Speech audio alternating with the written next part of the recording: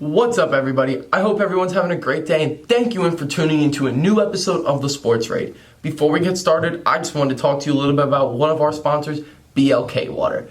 BLK Water is a fulvic mineral water with a great amount of electrolytes, antioxidants, a high pH plus level, and is all natural. It comes in amazing different flavors and has amazing health benefits. So if you want black water and amazing flavors, just go over to blkwater.com and use code BLKRAID for 20% off any purchase. Thank you guys and enjoy the episode. And we are back. Episode 13 of the Sports Raid, hosted by me, Cole Thompson, here with another episode. What another wild week in sports. Let's just get right into it. Let's cut the chit chat and let's just get into it. While I'm pulling up some information, you guys saw the ad at the beginning of the video for the BLK water. The giveaway is still going on. Make sure if you order one before Christmas time, you send me a screenshot of the email or the order and let me know so I can put you in the raffle. We have a few people in it already, but just remember, if you want to win a free case, got to send me a screenshot. All right. Let's talk about baseball a little bit first. Let's hop into there. So last night, unshockingly, Bryce Harper and Shohei Ohtani won the league MVP. Bryce Harper, the Philadelphia Philly himself. It was definitely great to see that. It was definitely great to see somebody from the Phillies get the MVP, especially with the team obviously is trending upwards. We're trending towards being a competitive team, and we were very, very close this year. And I think next year will be the year we find a way in the playoffs. Now, there's still a lot of free agency left. We still need to do some things in free agency, but it was nice to see Bryce Harper, and also he was the best player in baseball since the All-Star break, so he definitely deserved it. On the AL side, Shohei Ohtani, I mean, if they didn't pick Shohei Ohtani, I would have lost my mind. That was probably the most deserving MVP candidate ever. Just purely dominated on the mound and at the plate. 46 home runs, 3.0 ERA. He had a great season, and he's the first guy to do it since Babe Ruth. And Babe Ruth didn't even do it that well. So there we go. Noah Syndergaard is signing with the Los Angeles Angels of Anaheim. I like that signing for both sides. The Angels definitely needed to address pitching this offseason, and they took a good step in the right direction there. And I like the deal. I know a lot of the concerns with Syndergaard was he's coming off of Tommy John. Is he going to be fully healthy? Is he going to be ready to go? They signed him to a one-year deal. So if he doesn't pan out this year, it's not hurting them. But if he plays at Noah Syndergaard's level, the Angels are going to be a scary team. Speaking of an all of a sudden scary team, I said last week I think the Patriots win the AFC East, and I'm sticking to it because, man, they looked good last night, and, man, they looked even better against the Browns, and I picked against the Patriots. And I'm sorry. I'm not doing that again. I'm not making that mistake again. Wow. Offensively, defensively, special teams, they have just dominated the last few weeks, and I don't see it slowing up. Mac Jones, 22 for 26 passing. The defense made an embarrassment out of Matt Ryan, Felipe Franks, and Josh Rosen. How Josh Rosen still has a job in the league is absurd. I don't think he will next year, but they just took it to him. They took it to him on every aspect of the game yesterday and against the Browns. So, like I said, the Patriots are a scary team. The Patriots are definitely a playoff team. And I definitely have them as my favorite to win that division. All right. Now let's go into the rest of the games this week. But before we do, let's do a little bit of my recap from last week. Not my best week. I went 8-5-1, and I have a total record of 88-61-1 on the year. Biggest game that did me dirty was probably the tie between the Steelers and the Lions. How do you tie the Lions? Steelers, you're embarrassing. Don't talk. But yeah, Eagles got a big win against the Broncos, dominating the Broncos. And I'm very excited to see what goes down with the Eagles the next few weeks. It's going to be very telling. But let's get into this week's games. We got the Colts taking on the Bills in Buffalo. Give me the Bills. I think the Bills are going to go on a little bit of a hot streak after that tough loss to the Jag last 2 weeks ago. They looked great last week, and I think they're going to look just as good this week against the Colts. And I think they take care of business against the Colts pretty comfortably. Next up, we got the Ravens at the Bears. I get clowned for picking against the Bears every week, but I've only gotten a Bears game wrong twice this year. And I'm going to continue that, and I'm going to take the Ravens because the Ravens are just a better team. The Ravens I still think the Ravens are a Super Bowl contending team. Lamar Jackson is playing just as good as anybody else in the league right now. So, he's a staple of that offense. Give me the Ravens. Lions, Browns. Lions will cover. They will not win. The Browns need to win to stay in that playoff race. They're going to be a borderline playoff team. They're going to need to win. I think the Lions do cover. I think the Lions keep it close, but I'm taking the Browns to win. Lions play on Thanksgiving then, so that'll be interesting, especially since I go to Thanksgiving with some Lions fans. So going to talk a little smack to them. But yeah, Browns take care of the Lions. Titans, Texans. I'm taking the Titans. Do I even need to explain? Didn't think so. Okay, we'll move on. Packers, Vikings. This one's going to be tight. And I'm going to take the Packers because with Aaron Rodgers, I don't know if many teams are going to be able to stop the Green Bay Packers this year. But it will be a very, very, very close game. Aaron Rodgers is going to lead the way, though. That Packers offense has looked very good, has looked very scary over the last few weeks. Leading up to when Rodgers got the whole COVID thing. And that defense has looked amazing the last 2 weeks. Amazing. Even though they lost to the Chiefs, holding that Chiefs offense to 13 points, then holding the Seahawks to 0 for the first time in Russell Wilson's career. It's pretty impressive. Give me the Packers. Dolphins at the Jets. Toilet bowl. I'm going to take the Dolphins because I think the Dolphins are playing like they still have a shot in the playoffs, and I think the Jets are playing like they are working at a hot dog stand. The Jets are just bad. They are just bad, and the Dolphins they're pretty bad. But hey, 2 straight wins, including an upset win over the Ravens last week. Yeah, give me Miami. Give me Miami. That's going to be 3 straight wins for them. Miami's going to be on a little bit of a groove here. I still don't think they're a playoff team. I think they didn't win enough games early in the season. That dropping that one at Jacksonville was going to come back to kill them. But taking the Dolphins. Saints at Eagles. Well, this is interesting because the Eagles are worse at home than they are on the road. They beat the Saints last year. Jalen Hurts, we've seen him beat the Saints, a better Saints team in my opinion. I think Trevor Siemian is horrendous. I think even if the Eagles lose, I think they're still going to be very well competing for a playoff spot. And I don't think we have to worry about them losing because I think they're going to beat the Saints. I would say they'll beat the Saints it'll be a 1-score game. They really have found the groove with the offense. Jalen Hurts is starting to settle in. The defense is playing phenomenal. Give me the Eagles. Give me the Eagles. And they're in black. All black, baby. Washington at Carolina. Ooh. See, Washington pulled off a hell of an upset last week against the Patriots and probably pulled off the greatest drive I've ever seen in NFL history. That was a huge 10-minute drive to seal the game. And then they needed on the 2-point conversion, which is pretty interesting to see. But that was smart. That was really smart. But with that being said, Magic strikers once. Panthers with Cam Newton, they just beat the Cardinals by a lot in Arizona. I know they didn't have Kyler Murray. I think Cam Newton gets them right. He's back, baby. Give me the Panthers. 49ers at the Jaguars. This is interesting. This will be an interesting one. It's going to be a real test for the 49ers because they just beat down on the Rams. And I think the 49ers are another team that's going to be right on that line of a playoff team. And I think that they show that they can be a playoff team this week, and they take care of Jacksonville. Give me the 49ers. Heading into the 4:00 window, we got the Bengals at the Raiders, 2 teams that are spiraling out of control. And I think the downward spiral continues for the Raiders. And I think the Bengals get back on the correct path to compete for a playoff spot. Give me the Cincinnati Bengals. Cowboys at Chiefs. This is a test. This is a real test for the Chiefs. This is a test if the Chiefs are back or are they still struggling?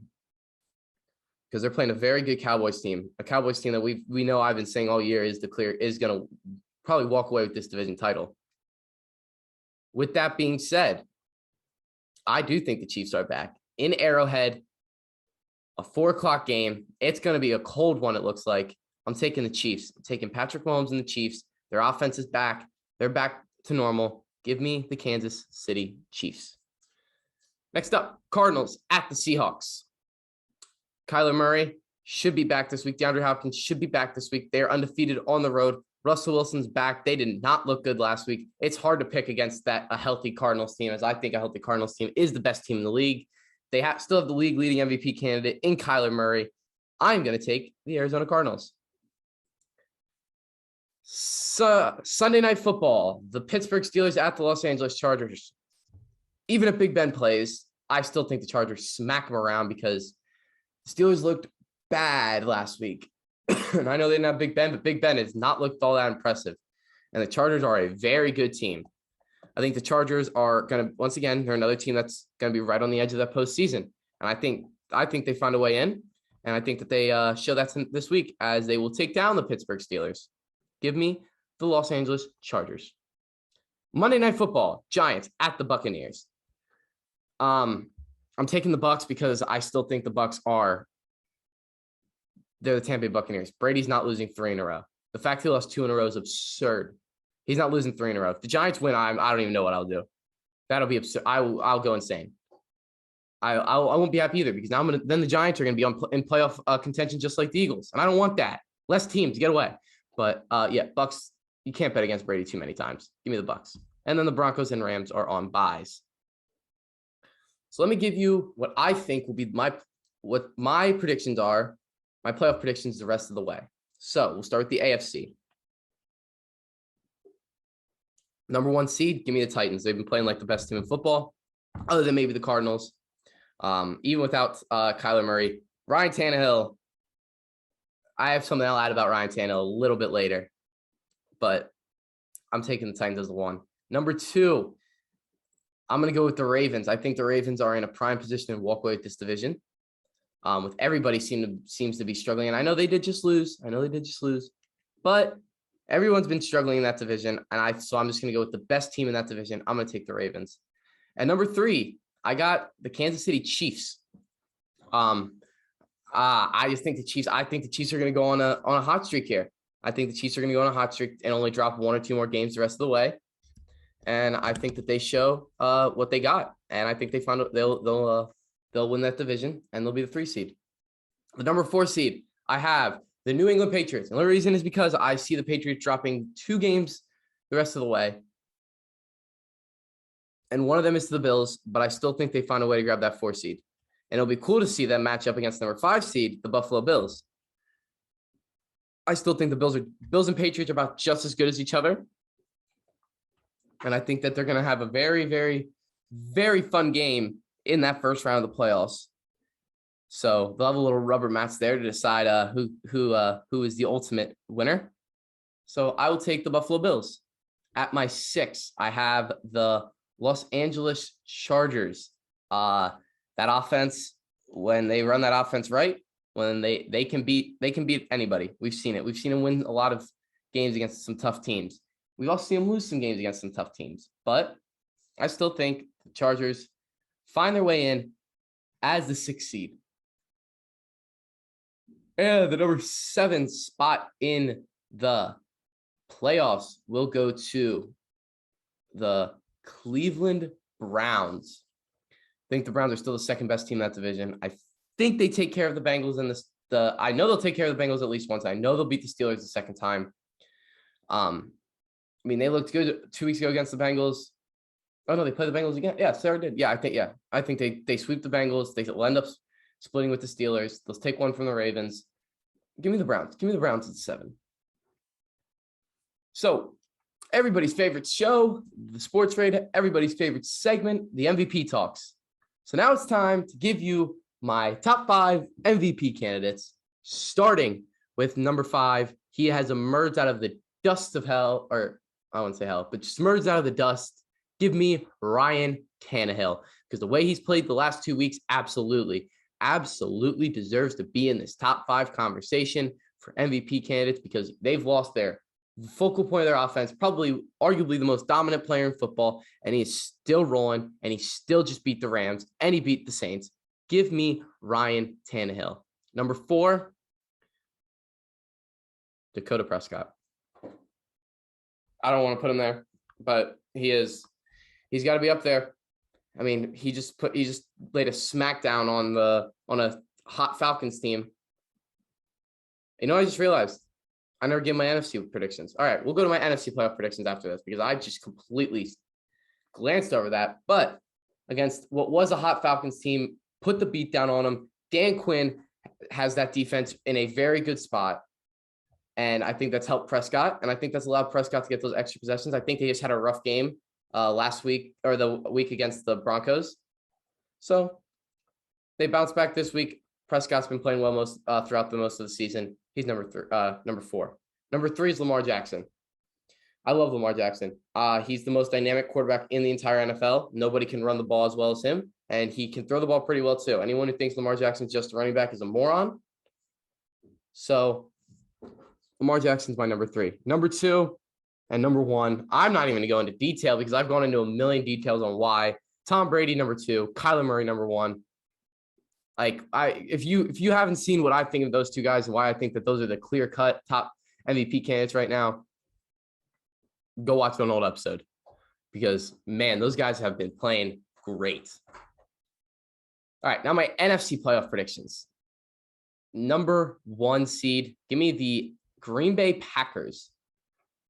I don't see the Packers losing again this year, maybe once, but I definitely see the Packers as the number 1 seed in the NFC, especially if that defense plays the way they have been. That defense mixed with Aaron Rodgers coming back, this might be the year that the Packers get to the Super Bowl. I'm just kidding. They're going to lose in the NFC title game. Number 2, Tampa Bay Buccaneers. Or not Tampa Bay Buccaneers, Arizona Cardinals. I still think Cardinals win that division. I do think they'll drop one to the Rams, but the way the Rams have been playing, it really wouldn't matter. Listen, the top 5 teams in this are the Super Bowl candidates. The last 2 are like just, hey, you made the playoffs. Good job. But yes, they will be the number 2 seed. Number 3, I have the Tampa Bay Buccaneers.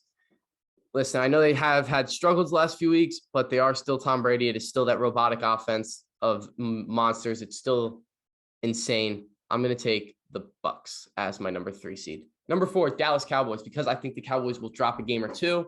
And really, it's hard to put them against ahead of the Bucs and them when they haven't been overall haven't played as well. Give me the Cowboys as the number 4. The number 5 seed will be the Los Angeles Rams. We are still talking about a virtual super team here, guys. We got to realize that, yeah, they've had a few bad weeks, but you got to give it. Let's give it time to. They just added a lot of big pieces. Let's give it time to work itself out. It won't be enough to win the division, but I think it'll be enough to get them a number 5 spot in the postseason. The number 6 seed will be the Philadelphia Eagles. Easiest schedule in football remaining. Saints, Giants, Giants, Jets, Washington, Giants, Washington, Cowboys. They can win all of those games because I think the Cowboys will have their starters benched come week 17 or week 18. Why would the Cowboys play? They would have already won the division, or the Eagles will be playing for the division. Who knows? But yes, I think the Eagles very well can win all of their games. I don't think they beat a fully Cowboys team. If the Cowboys play their starters, I think the Cowboys beat them. But I think the Eagles can win all their games remaining. I think they have the easiest schedule. They don't have to fly. Again, all their games are on buses. They're either in Philly, New York, or Washington. That's a huge factor. Give me the Eagles. And the number 7 seed, I have the Minnesota Vikings. I think the Vikings, sorry, not the Vikings, the Carolina Panthers with Cam Newton. I think the Panthers are back as a playoff team. I think with Christian McCaffrey starting to come back to normal, that offense is going to be scary. I just don't think they have enough. I think they have a pretty tough schedule the rest of the way. So they're going to be my 7 seed. That is my playoff predictions for the NFC now. So we got my NFL football thoughts. Now let's go to my college football thoughts. Not really much to talk about the college football playoff ranking because nothing changed. I can't really think of anything big that happened. I'll give you my rankings are as followed. I would say that the only thing I would really switch would be I would put Michigan State ahead of Michigan. That would be it. That's literally it. So let's look at some predictions for this week. Big game. Biggest game of the year. Oh, Oklahoma lost. That was one. That was the upset. Oklahoma losing to Baylor. Oklahoma basically is out of the playoff picture at this point. We'll start with Oklahoma. Iowa State at Oklahoma. Oklahoma bounced back and takes care of Iowa State. Oklahoma still is a 9-1 team who has played very well this season for the most part. I think they take care of them pretty handily. Next up, we have number 21, Arkansas travels to number 2, Alabama. Alabama's only other game that they could lose this season is to Georgia. They are winning out this regular season. No question about it. Give me the Tide. Cincinnati is hosting SMU. Big game for Cincinnati. This is probably they're going to be their best opponent other than Notre Dame all year. They got to win this one. They got to win pretty comfortably if they want a shot in that postseason. So I think Cincinnati wins. I think Cincinnati blows the doors off of them. I think Cincinnati wins by I would say 15.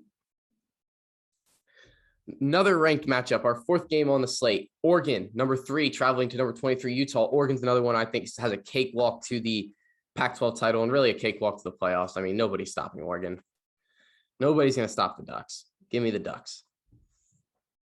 Next, Baylor travels to Kansas State. I like K-State, and I like K-State to upset Baylor. I just got that feeling. K-State competes with everybody. Kansas State does not get blown out often, and I don't think they will. It stays close, but I think K-State pulls out. They're actually favored, which is interesting. 6th game on the slate, Virginia travels to number 18, Pitt. I don't really know much about Virginia and Pitt.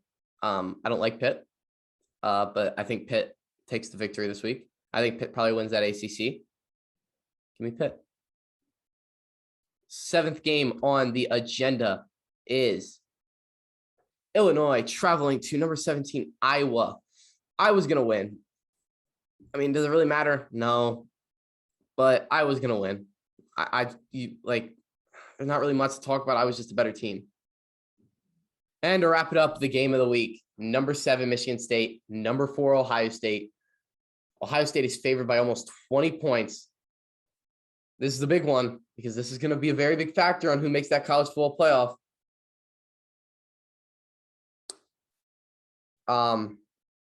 We know how I feel about Michigan State.